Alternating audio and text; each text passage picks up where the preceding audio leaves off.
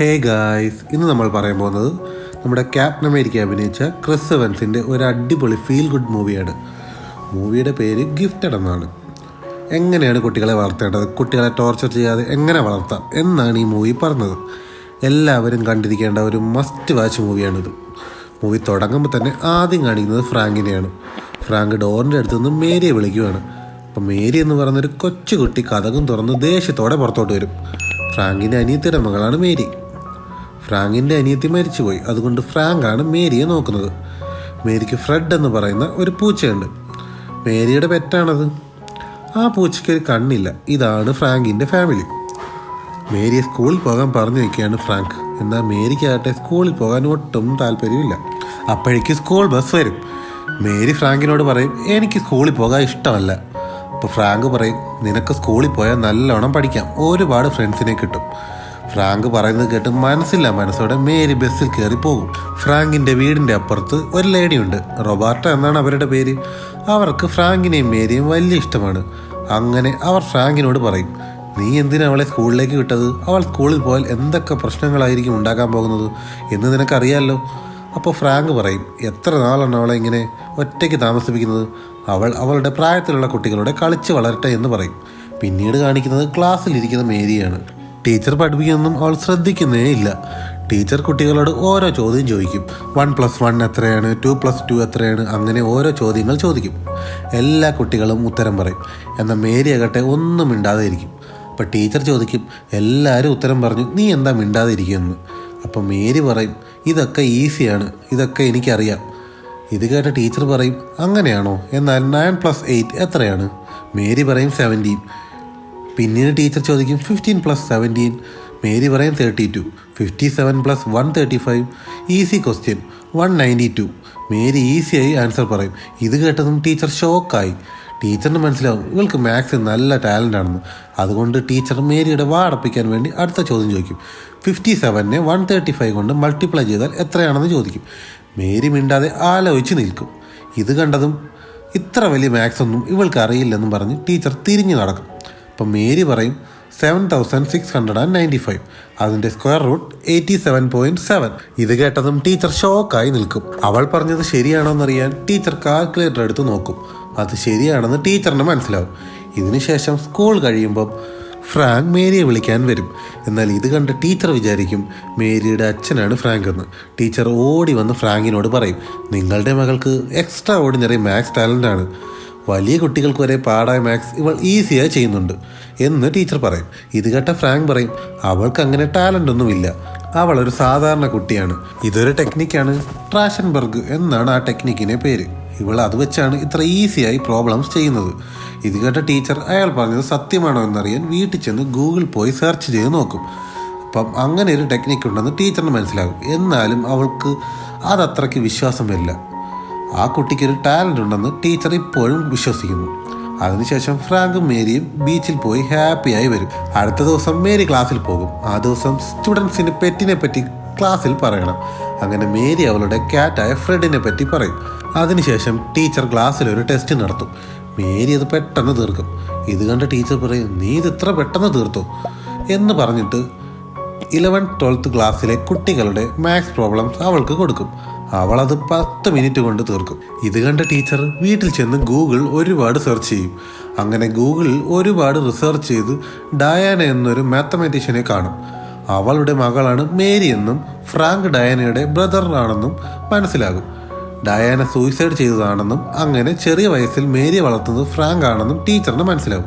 അങ്ങനെ ടീച്ചർ ഫ്രാങ്കിനെ കണ്ട് ഇതിനെപ്പറ്റി സംസാരിക്കും. എൻ്റെ സിസ്റ്റർ ഡയാന മാത്സ് നല്ല ടാലൻ്റ് ആയിരുന്നു. ഒരു ദിവസം അവൾ 6 മാസം പ്രായമുള്ള മേരിയും കൊണ്ട് എൻ്റെ വീട്ടിൽ വന്നു. എന്നിട്ട് അവൾ എന്നോട് കുറേ സംസാരിച്ചു. അവളെ പ്രശ്നം എന്താണെന്ന് എനിക്ക് മനസ്സിലായില്ല, പക്ഷേ അവൾ നല്ലപോലെ സ്ട്രെസ് അനുഭവിക്കുന്നുണ്ടെന്ന് എനിക്ക് അതിലൂടെ മനസ്സിലായി. അതിനുശേഷം മേരി ഞാൻ നോക്കണമെന്ന് പറഞ്ഞ് അവൾ സൂയിസൈഡ് ചെയ്തു. അന്നു മുതൽ അവളെ ഞാനാണ് നോക്കുന്നത്. ഇപ്പോൾ അവൾക്ക് 7 വയസ്സായി. അവളെ ഞാൻ നന്നായി തന്നെയാണ് നോക്കുന്നത്. അങ്ങനെ ടീച്ചറിൻ്റെ അടുത്ത് ഫ്രാങ്ക് എല്ലാ കാര്യങ്ങളും പറയും. അടുത്ത ദിവസം മേരി സ്കൂളിൽ പോകാൻ ബസ്സിലിരിക്കുന്നതാണ് കാണിക്കുന്നത്. സ്കൂളിൽ ഒരു എക്സിബിഷൻ നടക്കുന്നുണ്ട്.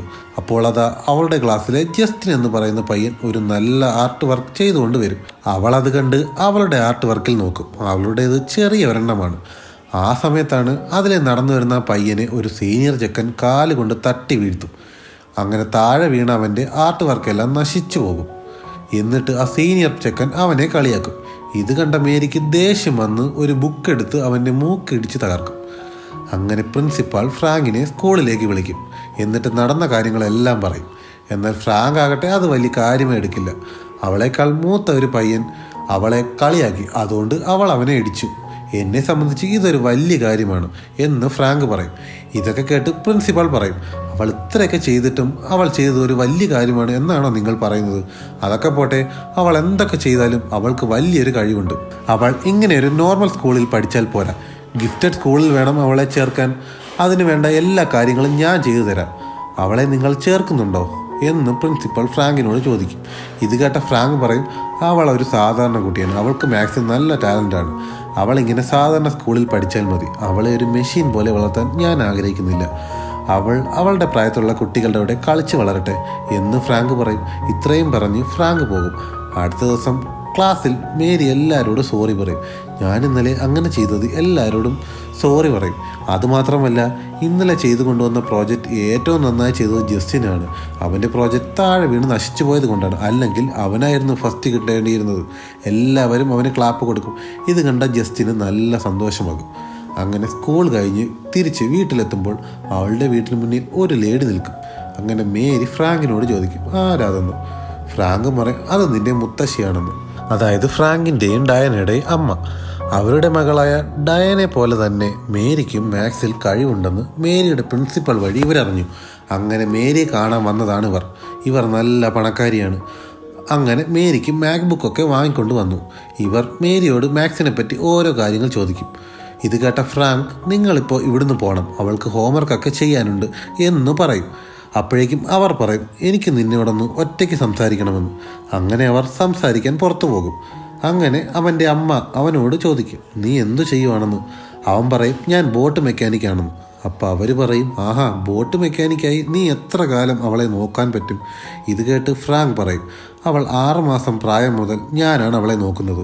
ഇപ്പം അവൾക്ക് 7 വയസ്സായി. അതുകൊണ്ട് ഇനി എനിക്ക് അവളെ നോക്കാൻ പറ്റില്ല എന്നാണോ നിങ്ങൾ പറയുന്നത്?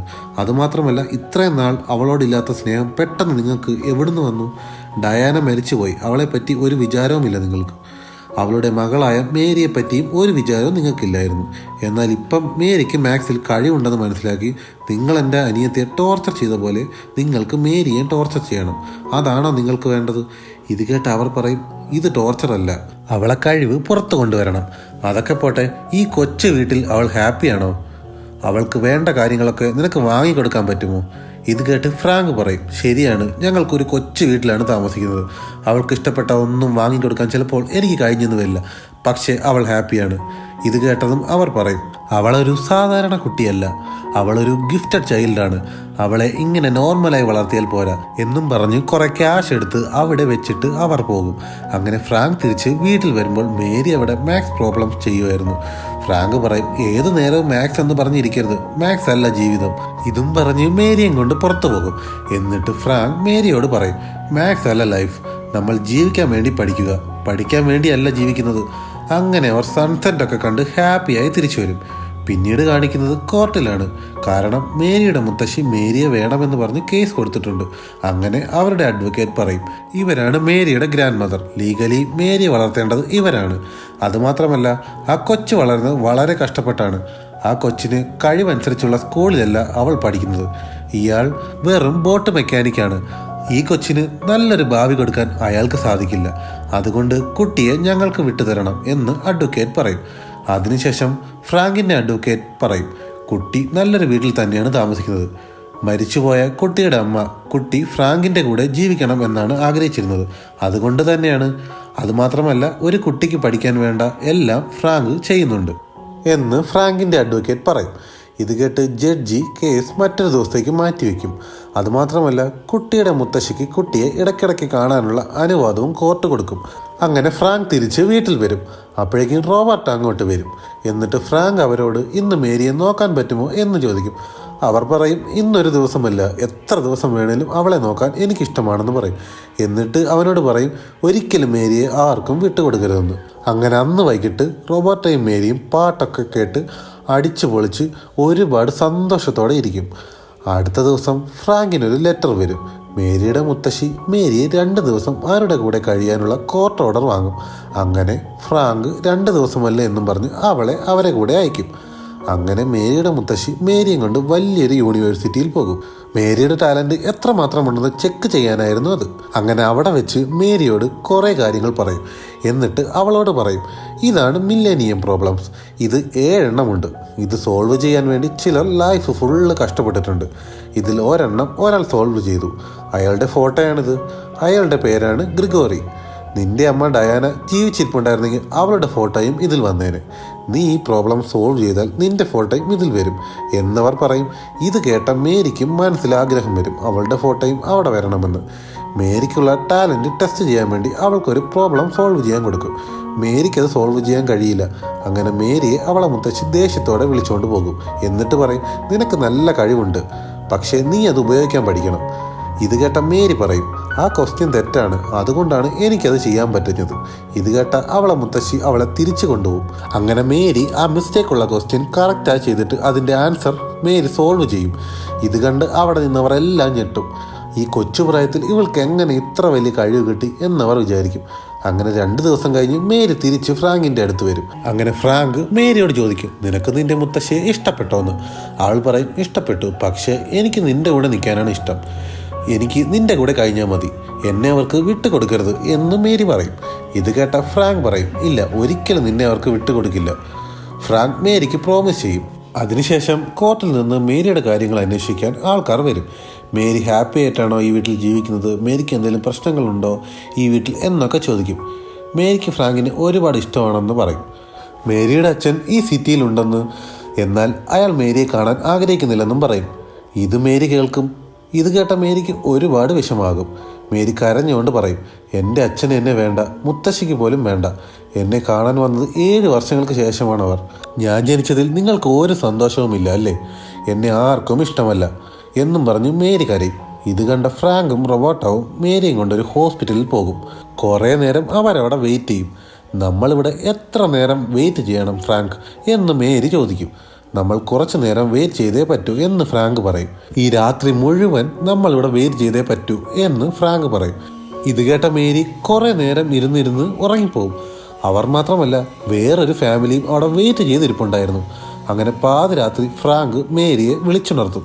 എന്നിട്ട് പറയും, മേരി അത് നോക്കാൻ. അപ്പോഴേക്കും ഒരു ഓപ്പറേഷൻ റൂമിൽ നിന്ന് ഒരാൾ ഇറങ്ങി വന്നിട്ട് നമുക്കൊരു ആൺകുട്ടി ജനിച്ചു എന്ന് ഉറക്കെ പറയും. ഇത് കേൾക്കുന്നതും അവിടെയുള്ള എല്ലാവരും സന്തോഷത്തോടെ അയാളെ കെട്ടിപ്പിടിക്കും. ഇതെല്ലാം മേരി കാണും. ഇത് കണ്ടതും മേരിക്കും ഒരുപാട് സന്തോഷമാകും. അപ്പോൾ ഫ്രാങ്ക് പറയും, നീ ഇത് കണ്ടല്ലോ, നീ ജനിച്ചപ്പോഴും ഞങ്ങളും ഇതുപോലെയായിരുന്നു. നിന്നെ കണ്ടിട്ട് നിന്റെ അമ്മ പറഞ്ഞത് എനിക്കൊരു മാലാക കുട്ടി ജനിച്ചെന്നാണ്. നിന്നെ ആരും സ്നേഹിക്കുന്നില്ല എന്ന് നീ ഇനി പറയരുത്, കാരണം എനിക്ക് നിന്നെ വേണം, എനിക്ക് നിന്നെ ഒരുപാട് ഇഷ്ടമാണ് എന്ന് ഫ്രാങ്ക് പറയും. അവിടെ കുട്ടി ജനിച്ച ഫാമിലിയുടെ കൂടെ അവരും സന്തോഷത്തിൽ പങ്കുചേരും. അടുത്ത ദിവസം കോർട്ട് കാണിക്കും. അവിടെ ഫ്രാങ്കിൻ്റെ അഡ്വക്കേറ്റ് വാദിക്കുകയാണ്. ഫ്രാങ്കിൻ്റെ സിസ്റ്റർ ഡയാന മരിച്ചുപോയി. അതിന് കാരണം മാത്സ് പ്രോബ്ലംസ് എന്നൊക്കെ പറഞ്ഞ് മെൻ്റലി അവരെ ടോർച്ചർ ചെയ്ത് അവസാനം അവൾ സൂയിസൈഡ് ചെയ്തു. മേരി ഇവരുടെ കൂടെ പോയാൽ അവളുടെ അവസ്ഥയും അവളുടെ അമ്മയ്ക്ക് സംഭവിച്ച പോലെ തന്നെ ആയിരിക്കും. അതുകൊണ്ട് മേരി അവരുടെ കൂടെ വിടാൻ പാടില്ല എന്ന് അയാൾ പറയും. ഇത് കേട്ട ഫ്രാങ്കിൻ്റെ അമ്മ പറയും, ഞാൻ അവളെ ഒരു ടോർച്ചറും ചെയ്തിട്ടില്ല. അവൾക്ക് മാത്സ് ഒരുപാട് ഇഷ്ടമായിരുന്നു. അവൾ മരിച്ചുപോയ കാരണം എന്താണെന്ന് എനിക്ക് ഇന്നും അറിയില്ല എന്ന് അവർ പറയും. അതിനുശേഷം ഫ്രാങ്കിൻ്റെ അഡ്വക്കേറ്റ് പറയും, മരിച്ചുപോയ ഡയാന മേരിയുടെ അമ്മ. അവർക്ക് മാത്സ് ഒരുപാട് ഇഷ്ടമായിരുന്നു, അതിൽ നല്ല ടാലൻറ്റുമായിരുന്നു. എന്നാൽ ഇവരാണ് ഡയാനെ അതിൽ ഓവർ പ്രഷർ കൊടുത്തത്. അവൾക്കൊരു പയ്യനെ ഇഷ്ടമായിരുന്നു, എന്നാൽ ഇവരാകട്ടെ ഡയാനയെ അവൻ തട്ടിക്കൊണ്ടുപോയി എന്ന കള്ളക്കേസ് ഉണ്ടാക്കി ഡയാനയും അവനെയും ഒരിക്കലും കാണാൻ പറ്റാത്ത സാഹചര്യമാക്കി. ഡയാനയ്ക്ക് ഇഷ്ടപ്പെട്ട ഒരു കാര്യവും ചെയ്യാൻ അവളെ സമ്മതിച്ചിരുന്നില്ല. മാത്സ് എന്ന് പറഞ്ഞ് അവളെ ടോർച്ചർ ചെയ്ത് അത് സഹിക്കാൻ വയ്യാതെയാണ് അവൾ സൂയിസൈഡ് ചെയ്തത്. മേരി ഇവിടെ കൊണ്ടുപോയാൽ അവൾക്കും ഇത് തന്നെയായിരിക്കും സംഭവിക്കാൻ പോകുന്നത്. ഇത് കേട്ട ഫ്രാങ്കിൻ്റെ അമ്മയുടെ അഡ്വക്കേറ്റ് പറയും, നിങ്ങൾ പറഞ്ഞതെല്ലാം വളരെ ശരിയാണ്, എന്നാൽ ഫ്രാങ്കിൻ്റെ കൂടെ വളർന്നാൽ ഈ കുട്ടിക്ക് നല്ലൊരു ഫ്യൂച്ചർ ഉണ്ടായില്ല. സ്കൂളിൽ പഠിക്കുന്ന ഒരു പയ്യനെ അവൾ ഇടിച്ചു മൂക്ക് തകർത്തു. ഇങ്ങനെ പോയാൽ അവളുടെ ഫ്യൂച്ചർ നല്ലതാകില്ല. അതുമാത്രമല്ല, ഫ്രാങ്കിൻ്റെ കയ്യിൽ നല്ലൊരു വീടില്ല, ക്യാഷില്ല, നല്ലൊരു ജോലിയില്ല, എന്തിന് ഹെൽത്ത് ഇൻഷുറൻസ് പോലും ഇല്ല. ഇങ്ങനെ ഒരാളുടെ കൂടെ ഇത്രയും കഴിവുള്ള ഒരു കുട്ടി എങ്ങനെ ജീവിക്കും? ഇങ്ങനെ ജീവിച്ചാൽ അവൾക്ക് എങ്ങനെ നല്ലൊരു ഫ്യൂച്ചർ ഉണ്ടാകും എന്ന് അയാൾ പറയും. അങ്ങനെ എല്ലാം ഫ്രാങ്കിന് എതിരായി നടക്കും.